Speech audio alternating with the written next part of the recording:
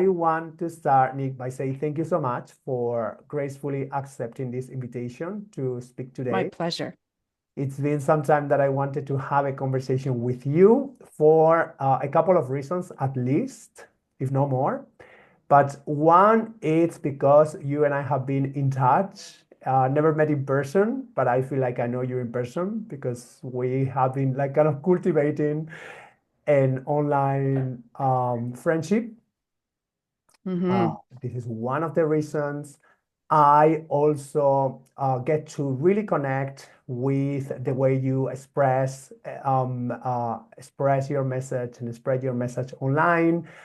We do similar things. We both help yoga teachers with mentorship, and I really, really connect with the way that you like to share your offerings, the way you speak about marketing, and this is one of the things I like to dive in today. And I'm also thinking that there is another third thing that we haven't talked a lot, but we actually have common friends, people that I work with, you also work with. I think Ariel was someone we both know. Yeah, I used to. Yeah, I used to teach at Ariel's studio. Yeah, Mhm. That's crazy yeah, because I used to work with yeah. her at Samahita retreat in Thailand. She was an It's a small ex-colleague. world, hey? Yeah. It really does make you think that phrase, it's a small world, because, other than through the internet, there isn't any way that you and I would have connected, you know? Mhm.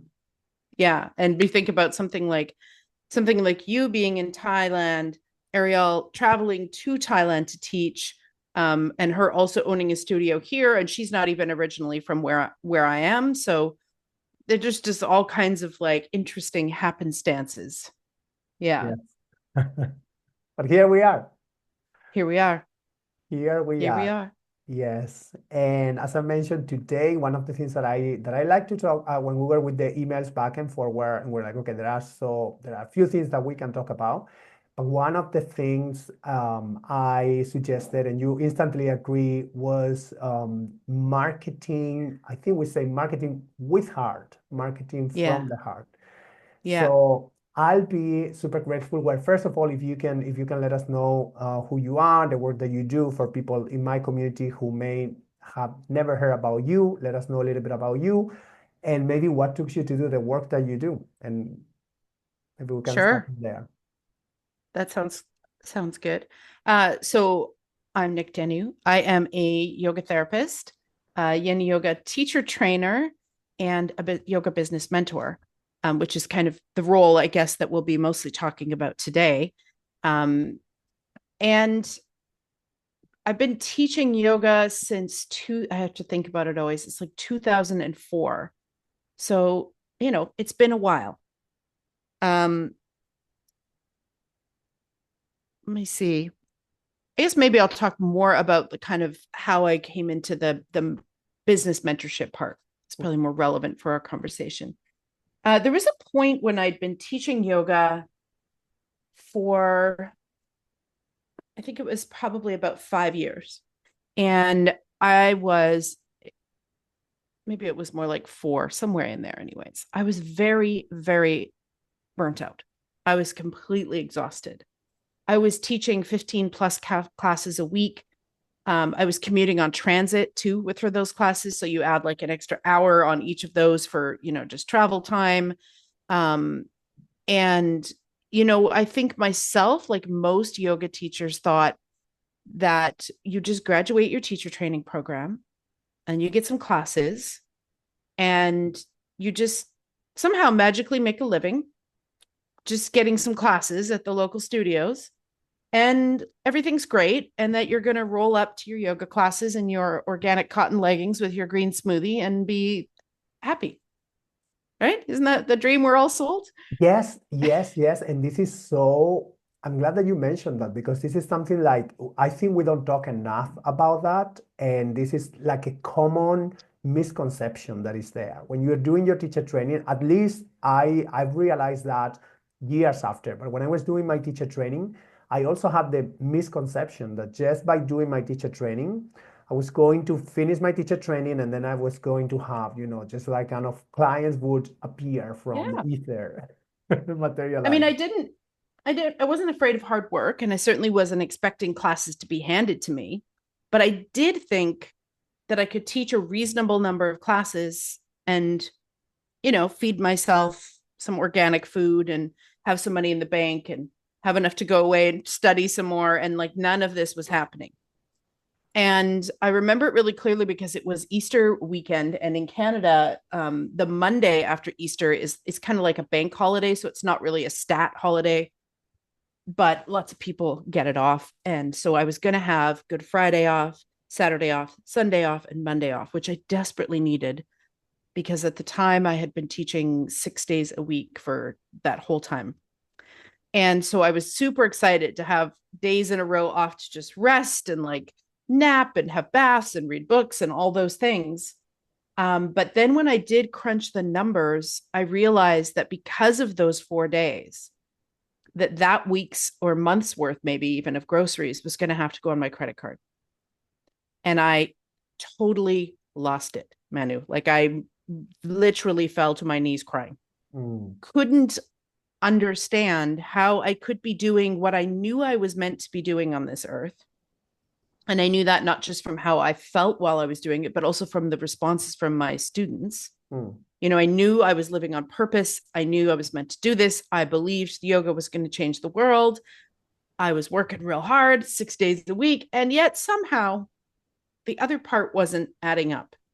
So the reason I wanted to start kind of sharing a bit about how I started working with teachers from that place is just so that teachers understand that I get it, right? Like I didn't graduate my teacher training and wasn't handed, a lucrative career. And now I'm telling you how to market, right? Like anything that I talk about has been learned and earned, blood, sweat, and tears on my part, literally tears often. So yeah, I did that for that whole weekend. I kind of pouted and cried. And then by the Monday, I got my fire back and I got a little bit pissed off. And I started thinking, no, I'm meant to do this. There are yoga teachers out there. I see them. They're traveling and they're teaching and they're not poor. So I just had to figure out what is it that they're doing that I'm not doing. And so that was sort of the beginning of me starting to think outside of the box or outside of the studio, so to speak. And sorry, kittens. I should just say for the recording, in case you don't edit it out. Hello, everyone. I have new kittens. So you may frequently see me rescuing one from attacking my foot. My apologies. So I knew I had to do something, but I didn't know what to do. And sometimes, though, these sort of breakdown to breakthrough moments, I guess you could call it, are the catalyst that sparks the change, right? And that's where everything else starts to come in. So quite quickly after that, I started noticing that I was hearing from the universe and from my students ways to bring in more money that I had been hearing the whole time, but ignoring. Because I was so focused on just like, let's get another class, let's get another class, let's get another class. And so things started getting more clear. And I started taking every free webinar that I could from people like us now, back then. And every free webinar that I could, and all of these courses and things that I could do to try to learn more about business. Because what I realized is that taking one more anatomy course wasn't going to teach me how to market my classes. And so I vowed to myself that for at least 3 years, I was going to switch any meager finances I had that I would normally be spending on continuing ed. I was going to invest in learning on how to run my business. Like, how do people do this? So then fast forward, probably another 6 years, 7, maybe even 8 years later, everything about my business had changed. I was now running all of my own classes, no longer working for studios, renting space, totally self-run.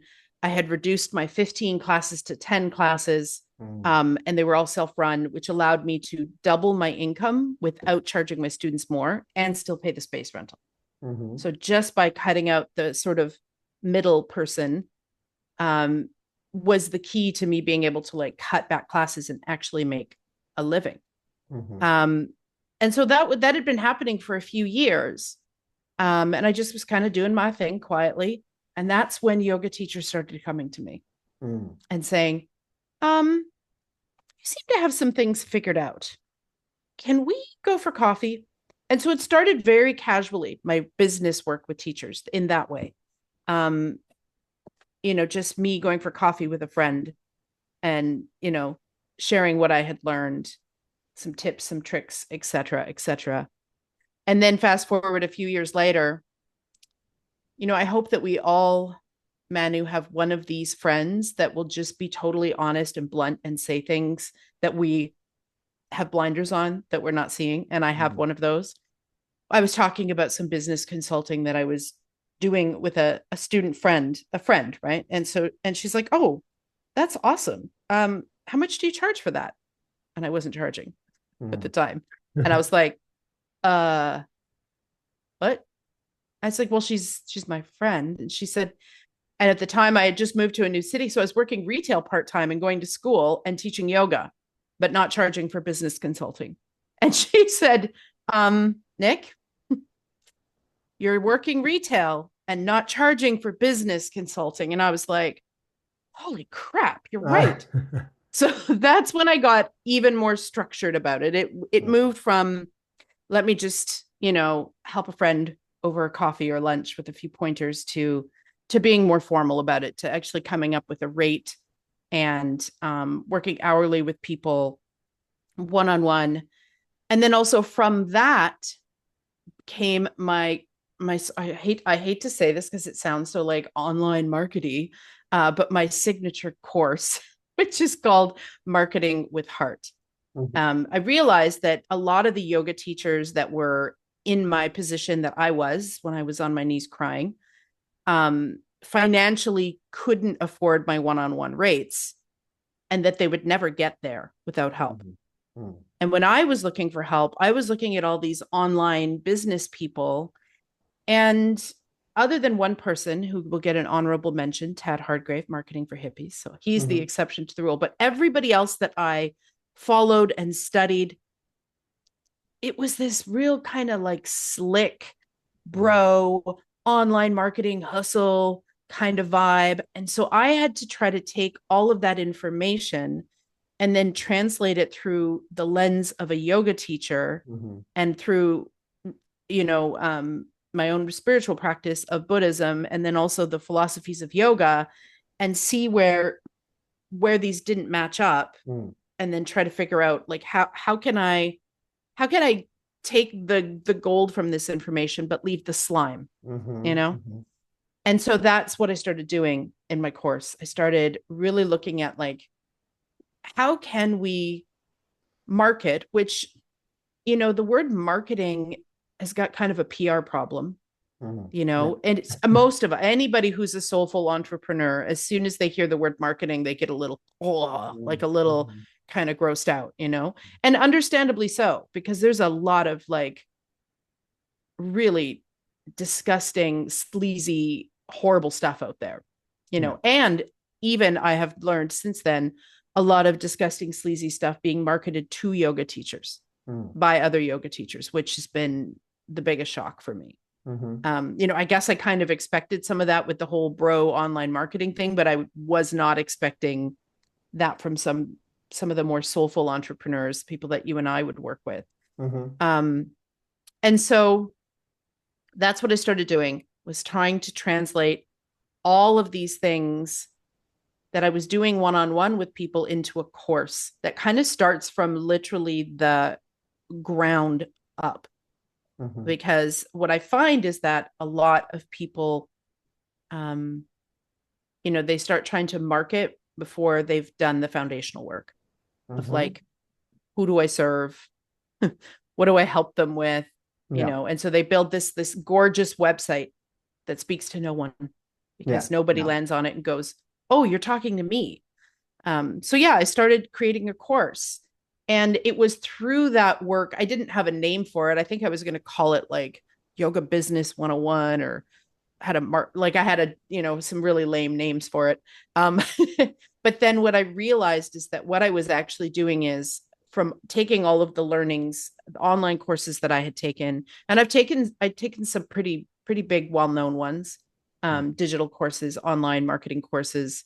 And I added that, of course, to my, at the time, I think it was 10, 15 years of yoga teaching experience, like boots on the Mm-hmm. ground, actually building a business as well.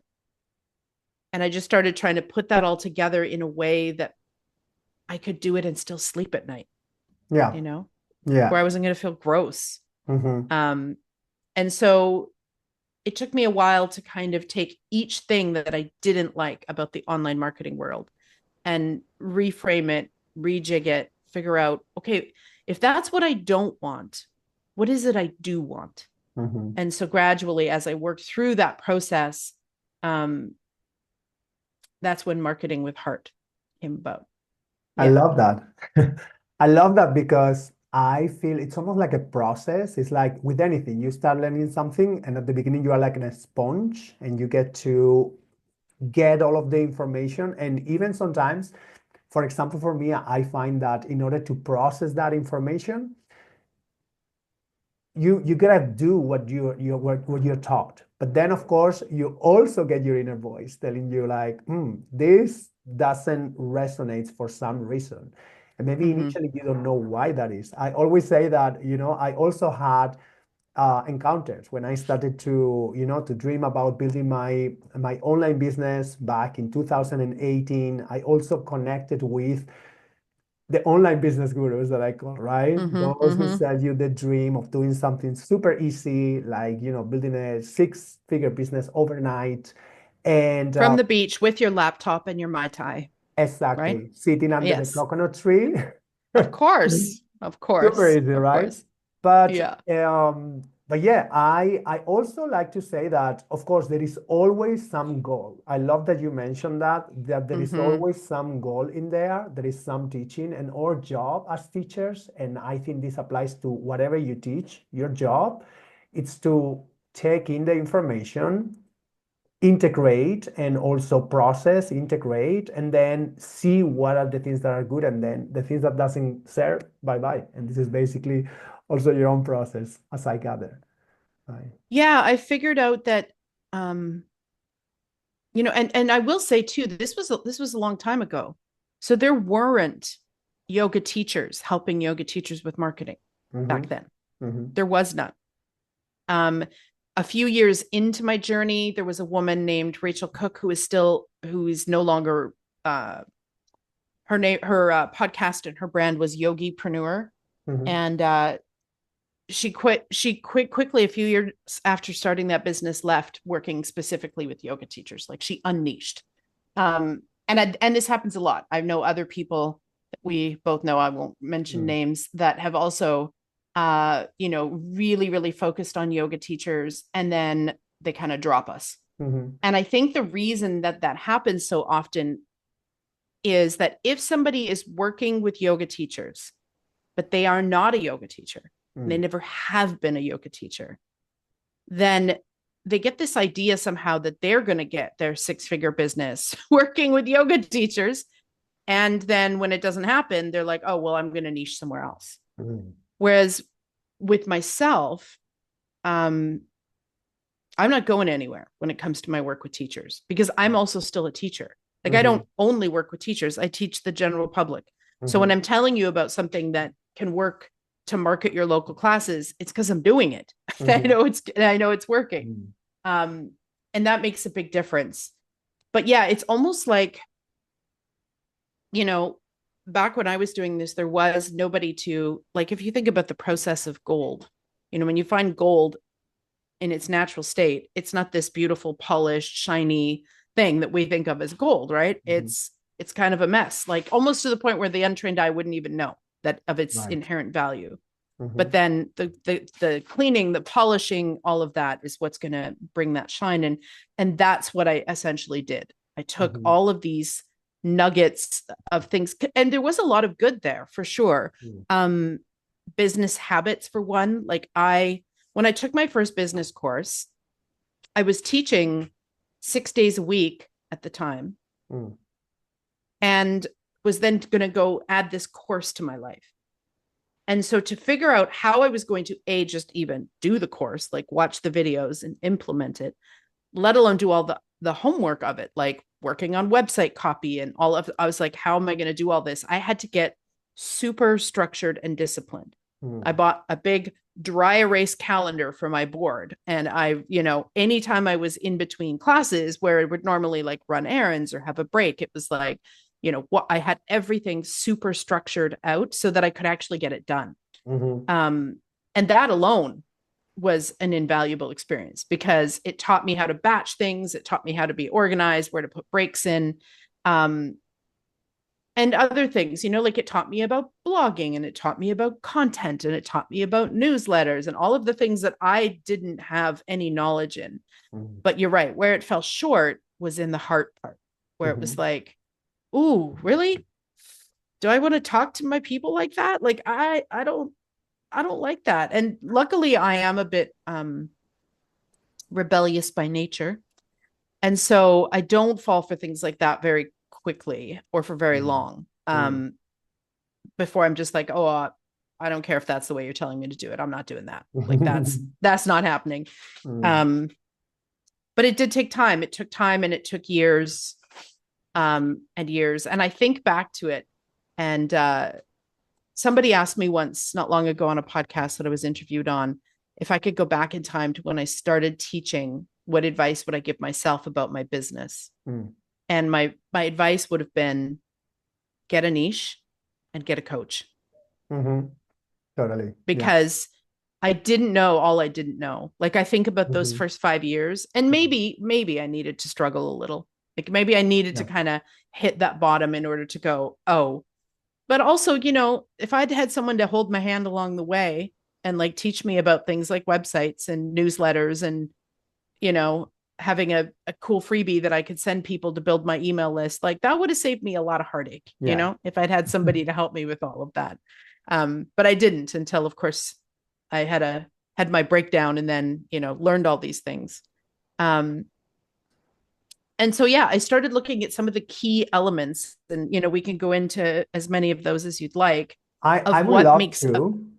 Okay. I was going to say I would love to because I think some maybe concrete examples of what you do and why I think would be super helpful for listeners, people who are watching this video or listening. Just from your perspective. Sure. I did actually have some notes set aside for you. That's great. And the question is, did I just delete them?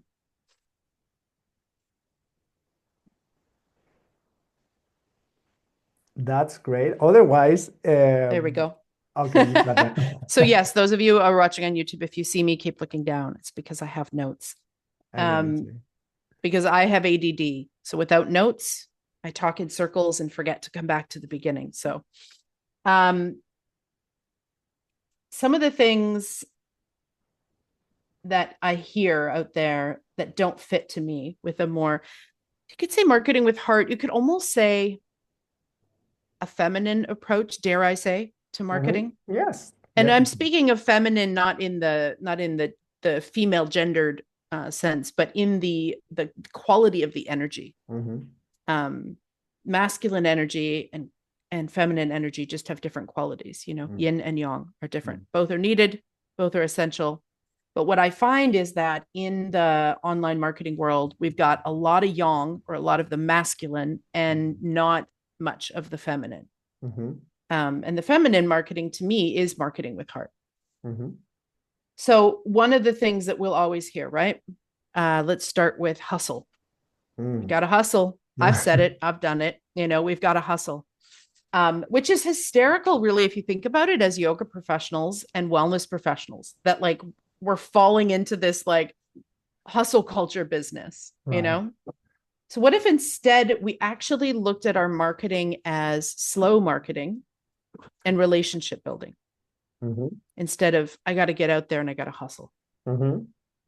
Grind. That's another one, right? That we always hear. Got to grind. And to me, I would rather than grinding, I want to work with purpose. Hmm. Um, I love even those something is, because, sorry, oh, go sorry, go ahead. Yeah. ahead. No, I was going to say that I like both because it gives me the feeling that it's more like a kind of looking towards a mid long term rather than, doing things quickly, bum, hustle, just do it Mhm. now. You know what I mean? Yes. Because, if you're listening out there and you still think that there is some real quick get rich, make six figures overnight with no hard work scheme, good luck with that. Report back to me on how that goes because that's not real life. Um, so relationship building is to me a key to marketing with heart. Um, even things like, if you're on YouTube or whatever, you'll hear like YouTubers saying stuff like smash the like button. And I'm like, ooh, why are we smashing things? Like, what about expressing gratitude for your followers' support instead? Mhm, Thank you for being here. Thank mhm, you for subscribing. Thank you for coming back and listening. It's a more receptive feminine kind of mhm. approach. Um, what if instead of crushing it, we thought about thriving or flourishing? Like That's crushing it again. Why do I want to crush things? I don't want to crush things. it's kind of those Um, words that you sometimes say without even thinking because we have the like kind of ingrained in the culture, but it's like, because we're no, swimming in them. They're right, everywhere. right. Totally. So no, I don't want to crush it. I also don't want to hack things. I don't want to hack for this, a hack for that. I mean, even just the language of a hack, what hacks things like axes, not up for it. So I am up for learning how to thrive. Hmm. Absolutely. But Hmm. hacking, mm. Even the word productivity, and this is one that I have to watch because I'll say it if I'm not careful. Hmm. Um, I like to think of instead of being productive, I'm being creative. Hmm. So instead of producing, I'm creating, right? It's such a much more lovely feel. Hmm. Uh, instead of up leveling, I'm learning to soar or I'm learning to fly. It's the way I Hmm. think of it. These may sound like silly little word swaps, but when you actually really sit with how they feel in your body in comparison, it makes a big difference. I And I totally feel agree. like, Yeah. yeah, and I feel like it makes I got a few more I'll share with you, but I feel like it makes marketing to a wellness professional and a yogi and a holistic entrepreneur feel less like something they're going to want to avoid Hmm. if we can think of things this way, and then not just think of things this way but also act in this way, Hmm. of course. But first we have to, first, for me anyway, first it starts here in the head before Hmm. it can happen in the body. Maybe other people are more enlightened than me and it starts in their body first and then their head, but for me Hmm. I have to kind of understand it to then embody it. Hmm. um what if instead of thinking about getting the sale, we asked ourselves, is this a fit? Hmm. Am I the right person to work with this person? Hmm. And be willing to say no when we're not, and to Hmm. refer them to someone else, and to also give them, here we're going to go for some trauma informed language, agency and choice to choose and decide for themselves Hmm. if I'm the right person for them, Right. right? Right. Versus do the Versus same no matter overcoming what. objections, you Overcoming know, objections. Oh my overcoming God. objections. It's like Right. if someone's objecting to me, they probably don't want to work with me, and why would I want to try to overcome that? And convince them. Yeah. It's almost like a kind of it feels tiring already trying to convince someone to do something that they are not, ready for or that they. Tiring and like and fake and Mhm. pushy. And the analogy I often use with the teachers I work with is the dating analogy. So imagine you're out, you're going to go meet a friend, and you're early, right? So you're maybe at a pub or somewhere, probably a pub. It doesn't happen as often in a coffee shop. You're sitting there, sipping on your drink, waiting for your friend, and some guy, that guy, we all know that guy, rolls up on you and it's like, hey, how you doing? And you politely decline and say, oh, I'm actually waiting for somebody, and and they just keep going. They just keep trying to convince you that you should give them a chance and you really should let them take you on a date. Let me buy you a drink. I'm a great guy. Da, da, da, da, da. You see, we've all experienced someone like this, right? Whether it's usually a guy. I will say there's probably women that do this to men as well, but it's probably not as overt. Yeah. But I mean, think about how gross that feels. So Right. why are we doing that in our marketing? Right. When someone makes an objection, that's their way of saying, I'm good, actually. I'm not really interested, or maybe some other time, or whatever their objection is. I'm not ready right now. Like whatever it is. It's like, if you keep going with that and you keep trying to overcome their objections, you're that slimy guy at the bar who's not taking no for an answer. So I do Absolutely. not overcome objections. Yeah, I assume absolutely. that if somebody's objecting to what I'm offering, that it's either not right for them, or it's not the right time for them, or I haven't explained what I do well before we get to that point, right? So one of those three things. Now, if I haven't explained what I do well enough, then that's on me to kind of go back and go, okay, well, look at my marketing material. What does it say on my website? What does my email say? What did I not communicate well, what it is Mhm. that I do and who I help? Mhm. And sometimes it's just not the right time. Right. Yeah, So I mean, I have people that are on my email list for years exactly. before they finally get on I was going to say pick up the phone, but no, it's not the phone, it's the email. They get on the email and say, I think I'd like to get into your course, or I think I'd like to work with you, because Yeah. the timing is now right for them.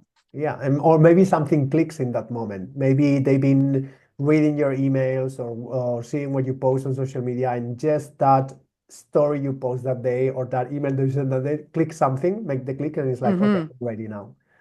Or something in their own life clicks and changes. Right. As well. Yeah. Like they're in a different, something shifts in their life where they're like, huh, I'm looking at things differently now. And then your Mhm. email pops into their inbox, and that now they actually see and hear you almost as if for the first time, right? Mhm. Because their perspective has changed. I mean, I think we've all been in a yoga class that we've studied with maybe one teacher for years and years and years. And then we hear them say something and we're like, oh my gosh, that really hit me. Like I really like felt that today. And then they say something like, well, I've been saying that for years. Right. That same Right. cue or that same quote, and you're like, really? I didn't notice it. Well, because you weren't ready to notice it You yet, weren't ready. You weren't ready to get that. Yeah. Yeah. Um, Here's a few more. So yeah, getting the sale, I'm not concerned with that. I'm concerned with, is this a fit? Hmm. Um, ROI, which stands for return on investment. Ugh, I hate that. Um, I hate all of this kind of CEO culture terms. I like to think of my return on investment is creating a circular economy, Hmm. right? When I can help yoga teachers make more money in a way that feels good to them, working with the people that they love to work with the most, then that yoga teacher has more money. Hmm. And if I want to give more money to anybody in the world, I want it to be holistic folks.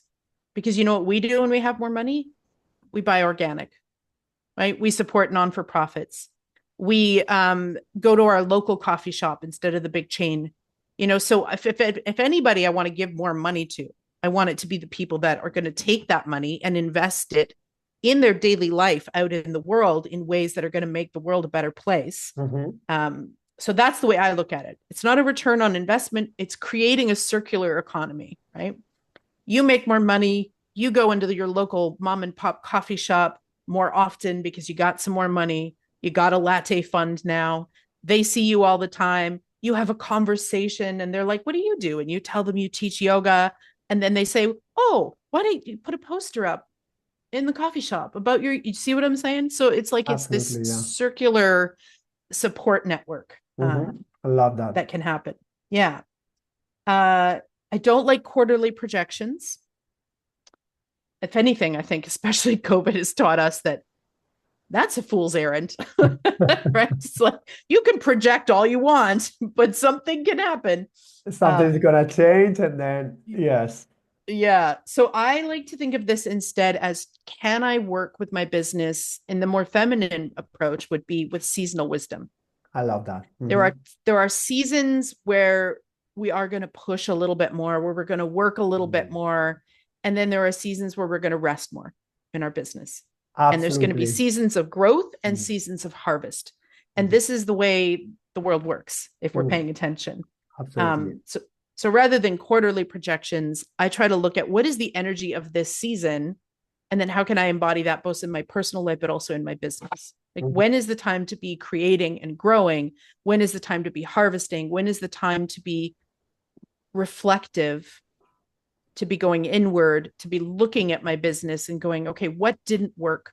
What can I let go of? Mm. What can I get ready for so that in the spring I can now, plant these seeds? So I try to think of my business in that way as well, in a seasonal way. I love Deep because it's almost like a way also to bring things down to earth. Because also Yes. when you start like kind of marketing online and spreading your message and so on, it's almost like a non-stop 24 hours. And sometimes this is also like kind of the culture in online. It's like constantly producing, Mm-hmm. constantly sharing. But I think it makes so much sense to bring things down to a seasonality because it's needed. You need that. Mm-hmm. Yeah. I mean, if you don't ever take a season of rest in your business, and I don't mean you're not working at all, although Right. we should definitely do that too. We Mm-hmm. should have seasons of actual rest with no work. But I just mean, maybe, for example, in winter, which is the season, depending on when this comes out and where people are in the world, is the season I'm currently in right now in this Mm-hmm. moment, that instead of trying to like create a bunch of new stuff in the fall, I learned to look at my business and kind of start to go, okay, what didn't work? What can I let go of? Mm-hmm. And then in the winter is my time to really get reflective. Mm-hmm. What do I want to create?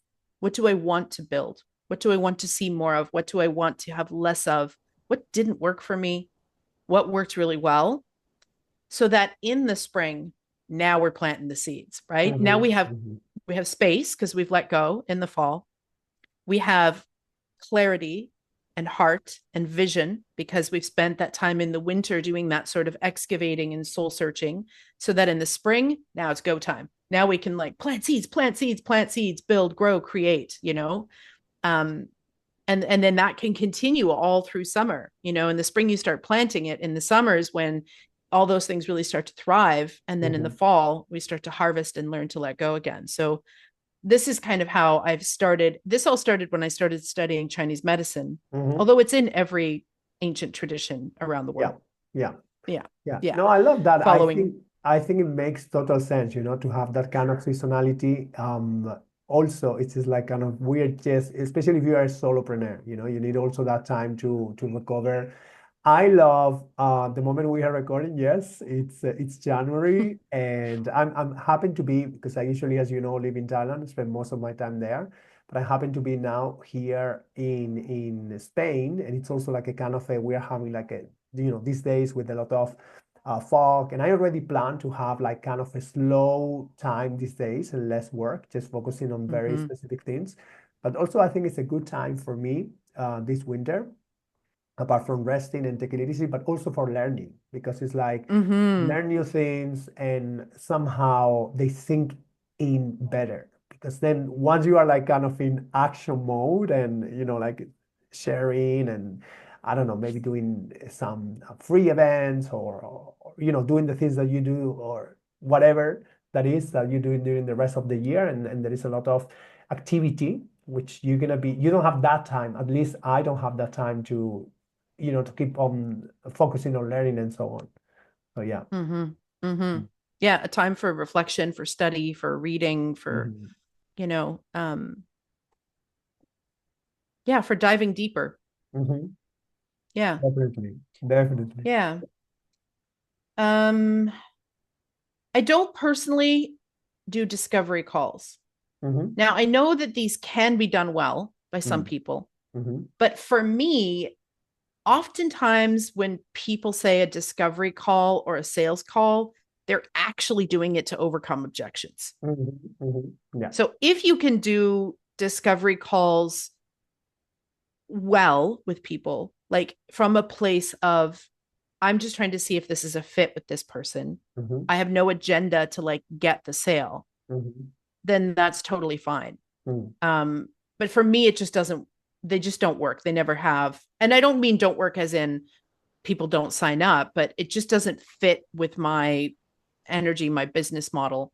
So what I tend to like to do instead is to create enough content and small free offerings that people can feel safe to come in from a distance and kind of check me out Mm-hmm. and then, retreat. And Mm-hmm. so a couple of the ways that I've been doing that recently with yoga teachers is, one of them is I have a monthly Q&A Tuesday, Mm-hmm. and that is available to anybody who wants to RSVP. It's a free session where people can ask me anything they want about their business. Mm-hmm. Um, and it's a group call. So I started doing that because I thought, I would much rather than spend a 30-minute discovery call with somebody where I'm kind of talking in broad strokes about their business Mm-hmm. and how we might work together. This gives them a sample of actually we working together. Mm-hmm. They have a question, I'm going to answer it, or tell them where they can look for the answer if I can't, or tell them Mm-hmm. what they need to think about actually before their question, because I Mm-hmm. find a lot of questions come up because people haven't niched. But then I can point them to like, here's actually where your solution is. So I find that doing something like that for me, like a group Q&A Tuesday call, is far more beneficial than doing discovery calls. But that's just for my own business model. And the other thing I started doing recently, um, with yoga teachers was, we all have those little to-do lists in our business that never get done because all the other stuff gets done. Mm-hmm. Like, sure, we'll get the blog post done, we'll schedule our social media, but like, when did you do your bookkeeping? Do you have a million emails that need to be deleted in your inbox? Do you have, all these little weird tasks? And I was having trouble doing them because I would always rather do something else. Mm-hmm. Rather than shredding paper, I would rather write a blog post. um and so I was like, how can I create some more sort of accountability around this? And then I thought, well, if I'm struggling with this, I'm not the only one. So I created some yoga teacher co-working sessions. Now, this isn't people coming to me for advice. It's very simple. We literally log on to Zoom together.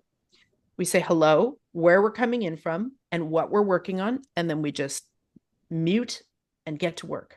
Mm-hmm. And they're about 90 minutes. And it's amazing how much you can get done in that 90 minutes because you've put it in your calendar, you've been sent the Zoom link, you've got the accountability of the other people there, and we're all working away on these little tasks that are, the never ending little task list.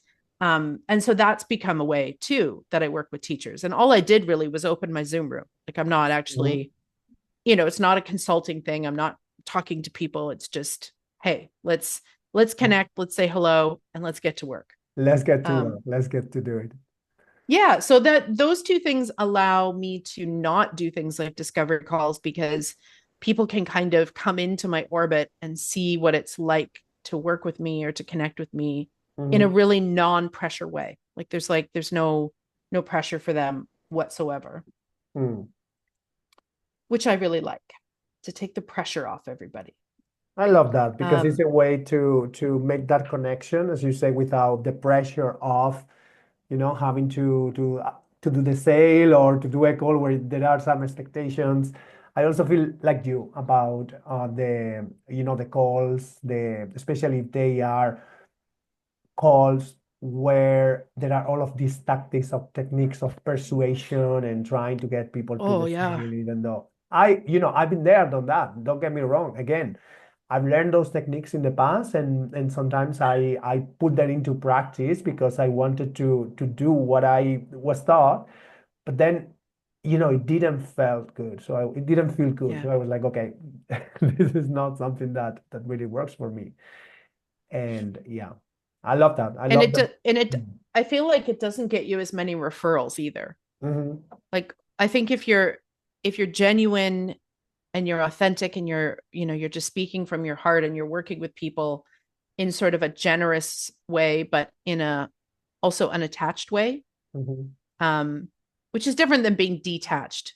Detached has this sort of cold feeling to it, Mm. whereas unattached is, you know, for my Q&A Tuesday, yoga teachers can show up, they can get free advice from me, and they can go do what they will with it. Mhm. And if they never book a session with me, that's fine. That's fine. If they sign up for my course later because they really saw the value in that, small amount of time that we did work together, Mhm. fine. It's all fine, Mhm. right? I Yeah. look at it as having a generosity of spirit, or working with my heart. I put that time in there once a month for an hour, Mhm. and it may come back to me with the right people. It may come back to me not at all. It may come back to me, later on when people have the funds. We don't Mhm. know, but Yeah. the intention is there for me either way, right? I'm not attached to it. I only want to work with people who feel like it's a good fit. Mhm. Yeah. If they resonate with what I'm saying, then I want them to work with me, not Yeah. because they feel like they should or have to, or they're desperate, you Mhm. know? Yeah. I love that. And this might sound a little bit, I don't know, but I find that it's almost like a way of creating abundance because you are giving. You are showing up from a place of giving and sharing. And there is not that attachment to the outcome, what's going to be the end result of it. And I think that creates an energy which is very, it's very rich. There is a lot of space and there is a lot of possibility into that energy. I don't know if that makes sense, but Yeah. Because I think too, if you did, let's just say you do this method of, okay, I'm going to overcome objections. I'm going to get on the discovery call. I'm going to use all those mind tricks, those Jedi tricks with people. I'm going to get them to sign up for my course. And then they take my course, but actually it turns out they weren't maybe the best fit for that course. Now they either don't complete the course or they don't enjoy the course. And Mhm. so guess what? Now you're not going to get a good testimonial. Right. You're not going to get good feedback. You're Hmm. not going to get referrals Hmm. from their friends and colleagues because it wasn't a good fit. Hmm. So if we can look at it, if we can take this pressure away of making the sale into just seeing, like, is this a fit? And I Hmm. have referred people to other people. I have Hmm. referred people to you, my friend. When they Hmm. ask me about retreats, I'm like, I know jack squat about that, but I Hmm. do know who to send you to. Hmm. Um, and so when you can do that, um, people value that. Like, people respect, I think, nothing more than when you actually say, actually, I don't think I should take your money Hmm. because I don't think I'm the person to help you, but here's who could, you Hmm. know? Or it's not the right time. I've had people ask me, I just graduated, is now the time to sign up for your course? Like, I just graduated my teacher training 2 months ago. I'm like, no, Hmm. like, go teach. Go Just go teach. Yeah. teach your little butt Yeah. off. Take every kind of Yeah. class they offer you. Do all the things so Hmm. that a year from now, come back to me with some clarity of, like, I hated this. I loved this, because you did literally just graduated. You Yeah. don't even know the ocean you're swimming in yet. Yeah. So I'm going to say, no, it's not the right time. Hmm. You know, here's some interviews you can listen to that might help you on your journey along the way. Come back to me in a year, teach anything that you can from between now and then, so that in a year you're like, okay, I have clarity now. I know what's Hmm. not working. I know Hmm. what is working. Um, Yeah, but you need yeah, that experience. You need that experience of yeah, teaching and understanding. Yeah. yeah. A couple other language shifts, and I hear this one all the time, and it's always from somebody who was a marketing person before they started working with yoga teachers, Hmm. right? So they're like, they've got their MBA, blah, blah, blah. And it is this: become the CEO of your business. That makes me want to throw up in my mouth a little bit, because I didn't get into a holistic helping field to be a CEO. Hmm. If I wanted to be a CEO, I would be in the corporate world, Hmm. right? I'd be climbing a corporate ladder right now. A CEO does not deal with the day to day running of a business. Hmm. They look down on everything from up high. The CEO is not creating in the business. Mm-hmm. They're dictating. So what I want in my business is I want to be the sovereign. Yes, 100%. I want to be the visionary, 100%. Mm-hmm. I want to be the creatrix, the maven. I want to be the leader. So if I do have an opportunity where I hire some contractors, yes, I'm leading them, Mm-hmm. right? But I'm leading, I'm not dictating. So it seems like it's again, a lot of these languaging things seem like subtle little shifts, but to me, they make a big difference. I think so. They make a difference. And I love that we are having this conversation because for me, when I think back and I think back about from the moment I started to get more interested into teaching business and understanding marketing, and I started to help other yoga teachers and holistic practitioners with that as well. Some of these things I have gone through them, and I've been also.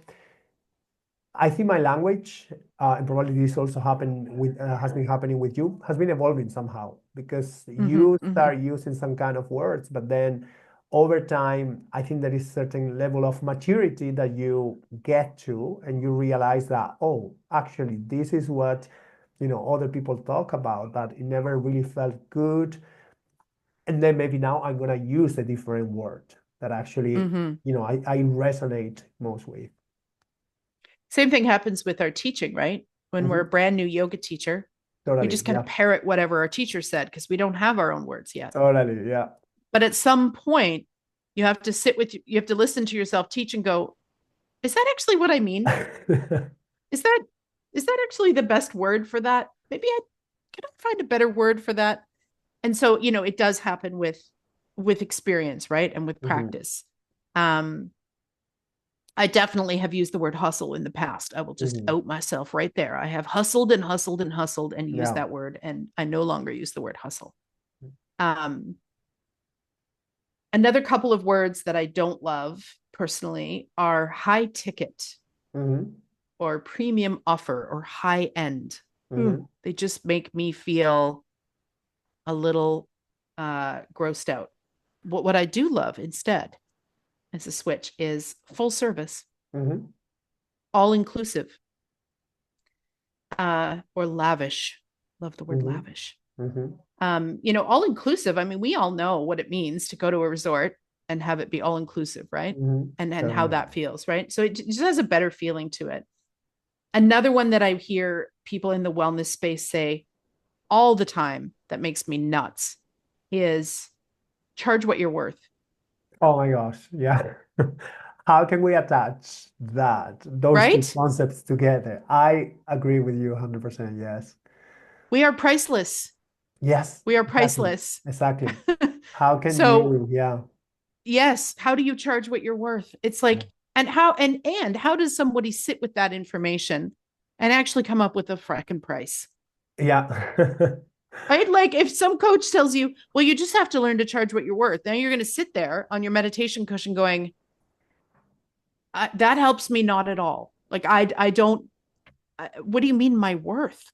Like Right. what? My time, my essence, my soul? What does this mean? Right. Right, right, You right. know? Yeah. I Um, think I think that there needs to be a separation on there between who you are as a person, which is nothing to do in yes, that sense with the service you provide. I think what you 100%. price is the service you are providing. And that of course is based, then the price, of course, there are so many factors that are involved on that. And of course, there is your experience, your personal story and your knowledge, whatever, Your location, even, even your location. Yes, yes. right? Like someone who lives in small town Canada probably doesn't have to charge as much as someone who lives in San Francisco, one of the most Mm-hmm. expensive cities in the world, right? Mm-hmm. So, and in those large cities, people are expecting everything to be more expensive Mm-hmm. than like in, small town in the middle of the prairies in Canada. So, Exactly. like, we even have to think about that. It's like, yeah, there's just so much that can go into pricing. Now, I will say that from my experience, um, people tend to, in our industries, do one of two things. They either Mm-hmm. way undercharge Mm-hmm. or they way overcharge. Mm-hmm. They either charge so little that their time isn't respected Mm-hmm. or they're never going to actually feed themselves properly. Mm-hmm. Or they listen to these online guru people Mm-hmm. and they just automatically implement that pay structure and they make themselves completely unattainable to Mm-hmm. anybody who isn't lifestyles of the rich and famous. Mm-hmm. So I think there needs to be, and I think I remember listening to, you had a good episode. I'm sure you could link it in the show notes, um, about pricing that I Mm-hmm. listened to. Mm-hmm. Yeah. So I think there just needs to be a balance there. But please, dear teachers and wellness professionals, if you start hearing people say charge what you're worth, just stop Yeah. listening right there. It's like I am priceless, You're actually. priceless. You're You priceless. You cannot can. put a price on human nature and my soul and my energy and my beingness, that Yes, is priceless. Um, absolutely. but we can think about where is the sweet spot between um, me being generous Mm-hmm. and me also receiving Mm-hmm. that generosity. Like Yeah. where is the harmony between um, making my services as accessible as I can for my ideal person, because we all Mm-hmm. have different people we're working with, Mm-hmm. and at the same time, am I able to feed, clothe myself, throw some money in the bank, Mm-hmm. not work so much that I'm burnt out, and that I find tends to be the trap that Mm-hmm. most wellness folks fall in, whether that's, yoga teachers or is that they almost go too far on the cheap because they do want, yoga to be for everyone. And so they charge so little that now Mm-hmm. they're burnt out, stressed out, and they're quitting and they're going and getting a day job. Mm-hmm. So we have to find the in between. Mm-hmm. And there's not, and so maybe sometimes that means you can't work with everyone privately, Mm-hmm. right? Because not Yeah. every, let's be honest, in the world we live in, not everyone can afford private services, but Yeah. maybe you could do a small group class, Mm-hmm. with that niche in mind, as a way to make it more accessible, right? For those people who Mm-hmm. can't afford to work with you privately. Mm-hmm. But yeah, invitation, generosity, and then alchemy to me are all things that I can resonate with. But this whole charge what you're worth. I Yeah. agree with you on that. Like, charge what you're worth is like, or even I'm thinking when as you are saying like charge what you're worth. Another expression that I hear sometimes is like, and sometimes some people, I don't know how to market myself. And it's like, Oh, even though yes. you are the professional, it's not about marketing yourself. It's about, of course, Yes. you gotta talk about you. Of course, if you are the solopreneur, if you are the person who is the face of your brand, of course, you're gonna talk about you, but you're gonna talk from a different perspective, like as the professional, and you're gonna market again your services. You are not marketing yourself because you are Yes. not selling yourself. You are selling your services, which is a different I thing. would say you had just hit the nail on the head as to one of the top two things I think that keep people from understanding how they could market with heart. So at the beginning, remember I said like marketing's got like a PR problem, like Yeah. it's got a bad reputation. And what that is one of the reasons is that people think that they're selling themselves. Hmm. I'm not selling myself. I'm selling yoga. Yes. I'm the vessel that the yoga teachers are coming through. Hmm. That I'm the conduit. But I'm not selling me. Hmm. I'm selling my offerings. Hmm. Now, of course, I have to talk about myself to some degree so Yeah. that people know if it's a fit or not, right? Like people are going to resonate with you or they're not, and either's fine. Um, but it's not me that I'm selling, Hmm. right? Like I am not yoga. Yeah. I share yoga. I guide people with yoga. I teach yoga, but I'm not yoga. Hmm. I'm just like I say, the conduit, the person, the translator, the mediator, whatever you want to Facilitator. call Yeah. it. Yeah. And so what I'm selling actually is the gifts that these practices have and how they help people. Hmm. I'm not selling myself at all. Mm. And when you Correct. can look at it that way, it makes it so much easier to market. Because if you're not selling yourself, then if people don't choose to work with you, it's also not about you. Yeah. Right? It's like, it just is a fit or it isn't a fit, you know? Yeah. And it takes off a lot of pressure as well. It's like So it's much all about. pressure. So much Mhm. pressure. One of the ways that I like to reframe and think about marketing is this is the way I look at how I market in my business.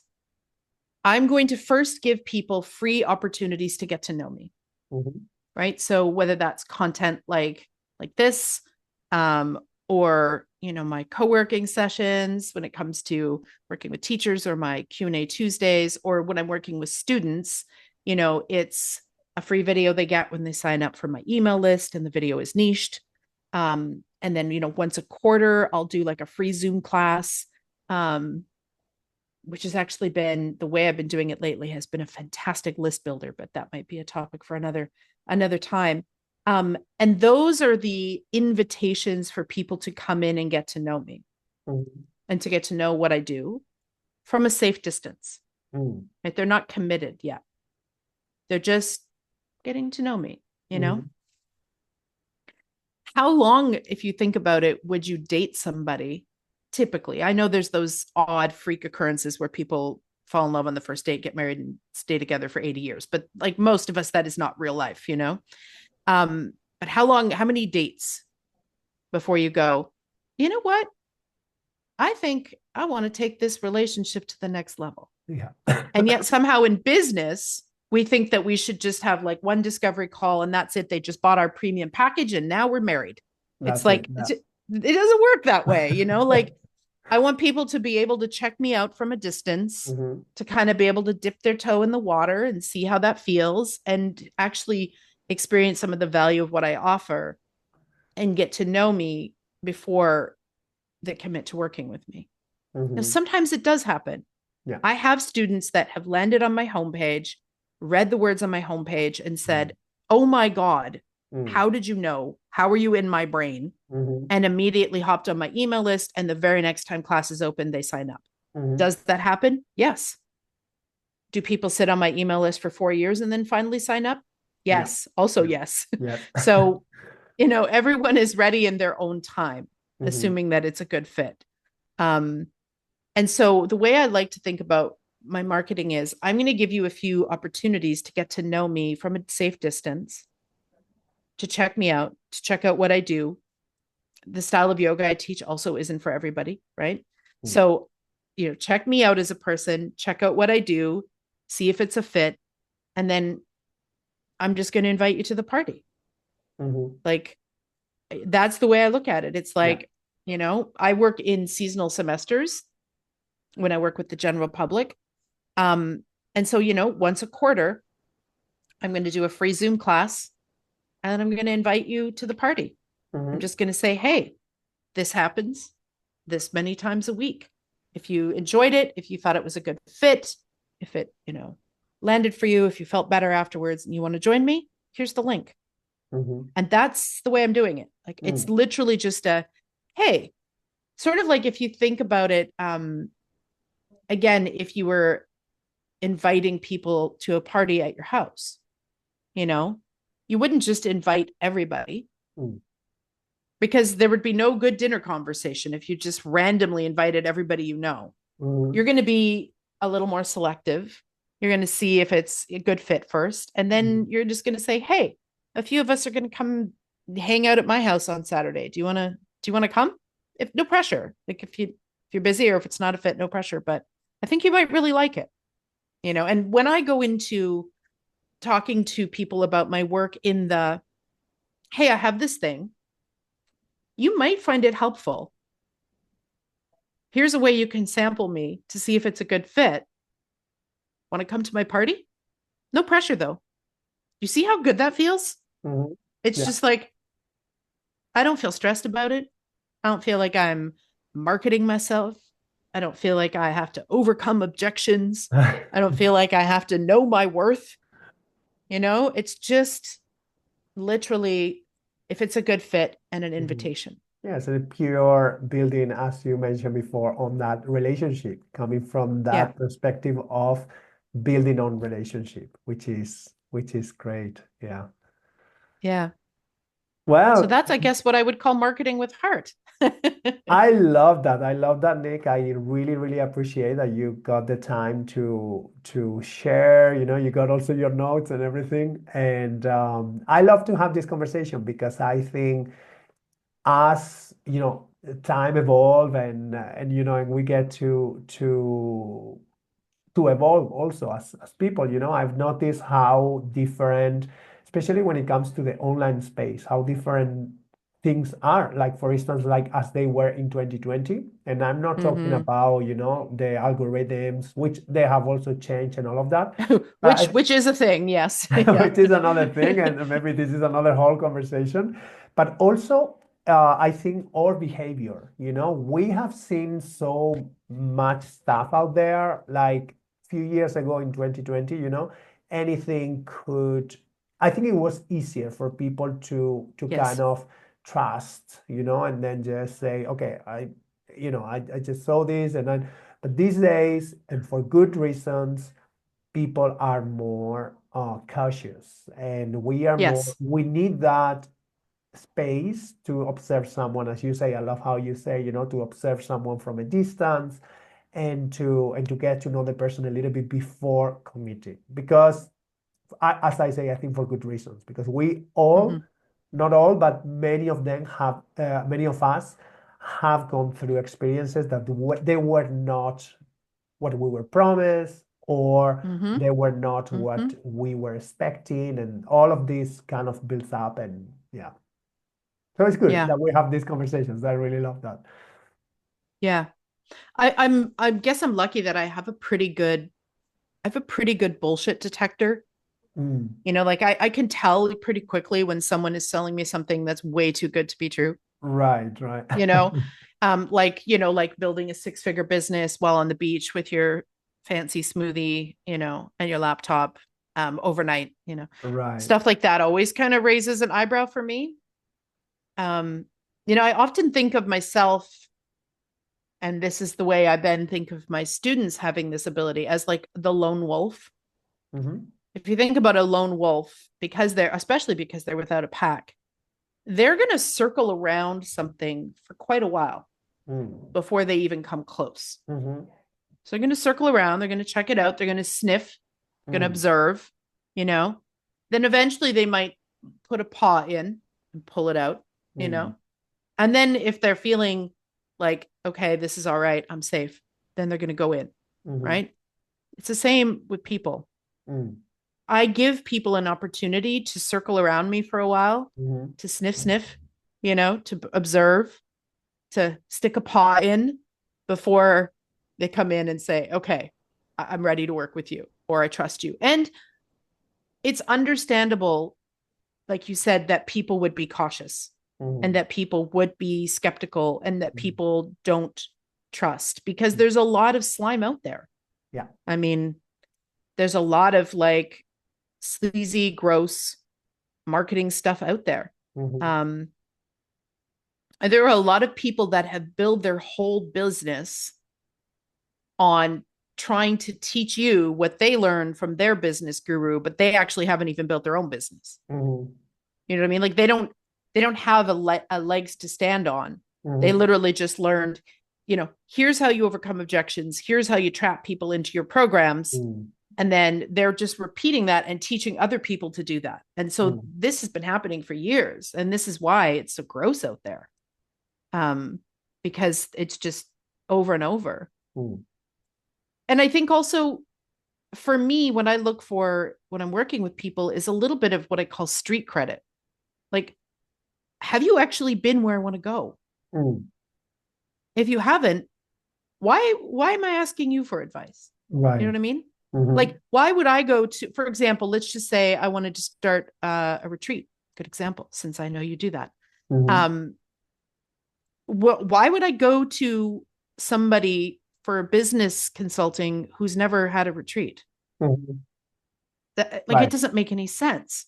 Of course, I'm going to look for somebody who has experience leading retreats, Mm-hmm. because I want to learn as few financially painful lessons as possible if on my Mm-hmm. retreats, right? It's like I don't Mm-hmm. want to do 5 that don't make me any money before I learn how to do this properly. I want to just go pay someone for some time and some help so that the first one can be at least moderately successful, and then I can build Mhm. from there, right? Mhm. And it's the same with me. One of the things that one of my students said to me, the teachers who worked with me, is excuse me, apparently I have a frog in my throat. One of the things that one of my students said after taking my course is that the thing that she valued the most about working with me wasn't all of the online business courses that I've taken, which I have done, Mm. like a lot of. Um, and it wasn't, me teaching her how to do her email list, which I do. It wasn't me helping her figure out her website, which I also did. The biggest takeaway for her was that I've actually been where she wants to go. Mm. I Mhm. have built my yoga business from nothing twice. The Mhm. first time in my home city, when I graduated teacher training, all wide eyed and excited to just get another class, I did it then. And then I moved to a new province and had to do it all over again. And so Mhm. she said, the fact that you've actually done it Mm. and lived it is what allows her to feel um, like she's going to get some actually decent quality advice, right? Mhm. Yeah. Yeah, yeah. I think that somehow they get to feel your authority on that, because this is something that somehow gives you that experience. Is it gives you that authority, and they can see that you don't have to even like show that, because it's already in your own story, I guess. Yeah. And actually, it hadn't occurred to me until she pointed it out. That's great. That was like that hadn't occurred to me as a selling feature of Right, myself and my services until she said it. And then I was like, oh yeah, I guess that does make a big difference, right? If right, you're going to right, go to right, somebody for advice on something, you want to know that they have been where you want to go. Otherwise, how do they know the way to get there? right. Yeah. Or a way or a few ways, because there's never one way, right? We're all different. Yes, yes, but that Yeah. need to be something there, of course. I agree. Yeah. Well, Nick, I would love for those who are listening, watching, where can they find you if they want to know more about you? I know you have a course, Marketing with Heart. Maybe I you can do. talk a little bit about that, and maybe Sure. also where people can find you. So right now for teachers, if you want to just smell me a little bit and observe me from a distance, um, just get on my website, which is nykdanu.com/teachers. From there, there's going to be a page that says, hey, are you interested in yin yoga training or business consulting or business mentorship? You click business mentorship. And then if you hop on my email list, that's the best way, Mhm. because I do send out regular free content to just help you in your business. And also, then you'll get invitations to join the co working sessions if they work for your time zone. I know that it's not going to work for everybody, or the Q&A Tuesdays. And that's also where you'll get more information about my course when it comes up again, which I think I'm probably looking at summer Mhm. to do it this time. I used to do the course in January just because that was kind of where I had space. But I've realized that for yoga teachers, January is kind of like the crazy time. Mhm. And trying to work on your business when it's the crazy time is not smart. So I'm going to start offering it in the summer Mhm. because people have more space. Like our Yeah. teaching slows down, our classes aren't as busy, we may run less classes. And so people have a bit more space to kind of take in some of this information and start creating the systems and the things that they need to do for fall, for the other rush, the other Mhm. January, which is Mhm. September, right? And so you would find out about that just by being on my email list. The course is called Marketing for Heart, and it is a 7-week program where we start literally from the ground up, from like literally, I think of our business as like a little house, and we start with the ground, and then we create the pathways, and then the front door, which is your homepage. And then we talk about the website itself, which is the house, and then the upstairs, which is your social media or not, or whatever marketing efforts you're going to do. But we start right at the base level of who am I? Who do I serve? Mhm. The foundation And then stuff. we go from there. Yeah. Um, and it's on Zoom and it is recorded. And people usually have access to the recordings for a year. Mhm. Oh, that's what I advertise, that you have it for a year. Sometimes it's longer because I forget to go in and And to put it YouTube out. and delete the old videos. So, but at least a year, which allows you, no matter what phase you're in, to go back to the information. So if I'm Mhm. going over something where you're like, oh, I'm not there yet, you have it for a full year. So you can go back to the videos. So yeah, that's the course. It's called Marketing with Heart. And if people want to join that, I would just say to get on my email list. And that's, you'll get other things along the way from me, to help you with your business. And then when registration opens for that, you will be the first to know. Anyone on my email list always gets advanced registration before I start promoting it. Like I don't even have the link live on my website. I just send it out to the email list. Mhm. And I usually have a slight registration discount for the first 5 people that sign up as well. And that's also only for people on the list. So Mhm. that's why you might want to join the list. I am also on Instagram, of course, but as we all know, as professionals, whether you will see my Instagram posts or not, that's up to Instagram. Yeah. So, yeah. So if you actually want to get the information, email list is the way to go. It's the best way to go. Yes. Yes. Well, Nyk, such a nice pleasure to talk to you. This is the first, actually, this is the first interview that I'm recording in 2025. Today is the 2nd of Woot, woot. January. Oh my God, good.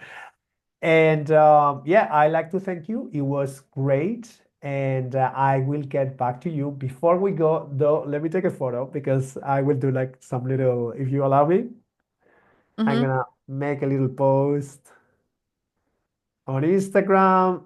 There you go. Fantastic. Nice. And I'll be touching base with you the moment I will be posting this interview this month, and I will get back to you. I will be posting it on YouTube and potentially in the future also on the podcast. I've decided to take a little pause to extend my pause in the podcast, but eventually when Mm-hmm. it come back, I definitely also will repurpose this interview because I think there is so much goodness in here. Great. Thank you so much for having me. And I'm so glad we could finally do this. For those that are still listening, if this makes it into the recording, the different time zones alone between Manu and I we've been trying to do this for what, like a year? Oh, yes, I was going to say months, but maybe Yeah. even more, maybe a year or something. Yeah. Yes, Yeah. It's not easy. yes, It's yeah, not yeah. easy negotiating time zones.